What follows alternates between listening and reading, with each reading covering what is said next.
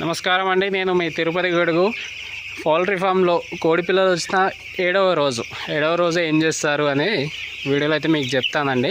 మేమైతే ఈ 7వ రోజు వరకు అయితే పిల్లలు సగం షెడ్ వరకు అయితే జరిపినామండి. ఎందుకంటే కొంచెం వెదర్ కూడా పిల్లలు పెరుగుతున్నా కొద్దీ వాటికి కూడా కొంచెం హీట్ అవుతుంటుంది. అందుకని చూస్తున్నారు కదండి, ఇప్పుడు అయితే సగం షెడ్ వరకు అయితే పిల్లలు జరిపినామండి.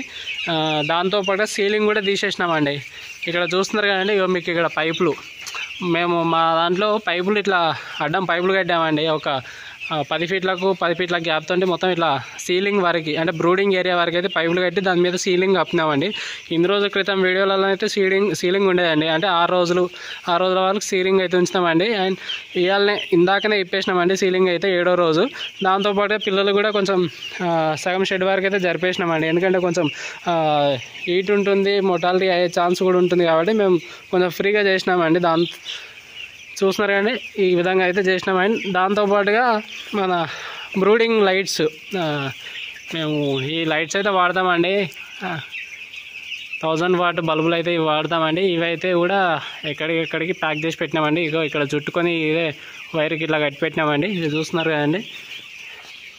ఇట్లా ఈ విధంగా అయితే 7వ రోజు మేనేజ్మెంట్ చేస్తామండి. మెయిన్గా చెప్పాల్సిందంటే ఈరోజు మెడిసిన్ అనేది అయితే ఇంకా ఏం లేదండి. మేము జస్ట్ ఒక నార్మల్ ట్యాబ్లెట్, దాంతోపాటుగా యాసిడ్ అండి, అంటే నార్మల్ వాటర్ వేస్తామండి. ఇప్పుడు పెద్దగా అయితే మెడిసిన్ ఏం కలపమండి. ఏముందో ఒక 5 డేస్ వరకు అండి. 5 డేస్ వరకు ఒక పొద్దున్నేమో వెండాక్స్, సాయంత్రం ఈజీ గ్రో వాడి వ్యాక్సిన్ ఇస్తే తెల్లారి ఆ రోజు సాయంత్రం ఒక 3 రోజులు సాయంత్రం అయితే మేము కంపెనీ వాళ్ళు ఇచ్చిన షార్కోఫెరాల్ అయితే వాడేదండి. షార్కోఫెరాల్ ఈసారి వాళ్ళు ఇవ్వలేదు, మేము కూడా ఏం వాడలేదండి.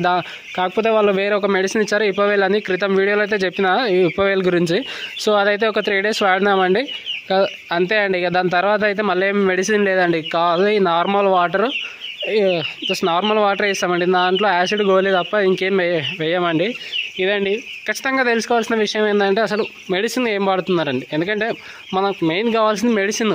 ఇప్పుడు చాలామంది పౌల్ట్రీ ఫార్మర్స్కి కొంతమందికి వాళ్ళు పెట్టి చాలా ఎక్స్పీరియన్స్ ఉన్నా కానీ ఈ మధ్యలో రీసెంట్గా వాళ్ళకి FCR రాకపోవడము, గ్రోతింగ్ ఉండకపోవడము, దాంతోపాటుగా మొటాలిటీ అయ్యే ఛాన్స్ ఎక్కువ ఉండడము, ఇట్లాంటివి అన్నీ ఉంటాయి. అవి ఎందుకు అవుతుంటుంది అనేది ఖచ్చితంగా వీడియోలో అయితే తెలుసుకోవాలండి. ఎందుకంటే ఇప్పుడు మనం చేసే వర్క్, మనం చేసే మేనేజ్మెంట్ మీదనే డిపెండ్ అయి ఉంటుందండి పిల్ల వెయిట్, FCR నిలబడడం అనేది. ఇప్పుడు మేము షెడ్ కట్టి అయితే నాకు పెద్ద ఎక్స్పీరియన్స్ అనేది చెప్పలేదండి. ఇప్పుడు మేము కట్టి అయితే 2.5 years అవుతుంది. ఆల్మోస్ట్ ఒక 12-13 బ్యాచ్లు అయితే నడిపిస్తున్నామండి. ఆల్మోస్ట్గా మంచి బెస్ట్ రిజల్ట్సే వస్తున్నాయండి.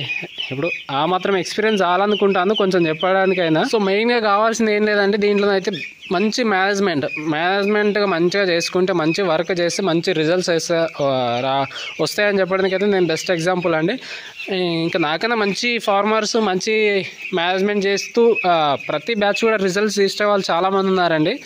సో నేను అదే చెప్తున్నా అండి, వాళ్ళ చెప్పిన ప్రకారమైన నేను చెప్పేదైనా మేనేజ్మెంట్ మంచిగా చేసుకోవాలండి.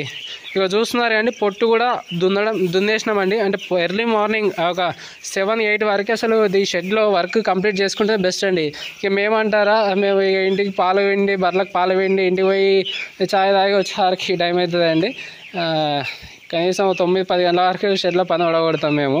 అట్లా అది కరెక్ట్ కాదండి. 8 గంటల లోపే మొత్తం పని అంతా క్లోజ్ అయిపోవాలండి. ఎందుకంటే దాన పోయడం, నీళ్ళు పెట్టడం అయినా, ఉనక దున్నుకోవడం అయినా. ఎందుకంటే ఇప్పుడు ఎండ కొడుతుంటే కోడి కొంచెం దాన బుక్కి ఆడ పడుకోవాలండి. ఇప్పుడు మనం డిస్టర్బ్ చేస్తే కొంచెం స్ట్రెస్గా ఫీల్ అయిపోయి అట్లా మొటాలిటీ అయ్యే ఛాన్స్ కూడా చాలా ఉంటుంది.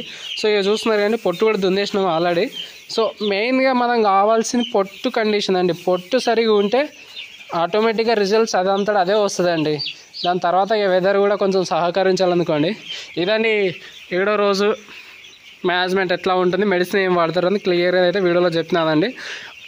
మీ అందరికీ వీడియో చూసిన ప్రతి ఒక్కరికి ఒకటే విజ్ఞప్తి అండి, ఈ వీడియో మాత్రం ప్రతి పౌల్ట్రీ ఫార్మర్స్కి షేర్ చేయండి. దాంతోపాటు మిగతా వ్యూవర్స్కైనా చాలామందికైనా స్ప్రెడ్ చేయండి. ఎందుకంటే పౌల్ట్రీ ఫామ్లో ఏం జరుగుతుంది దాని విషయాల గురించి అయితే నేను ప్రతిదీ వీడియోలో చెప్తానండి.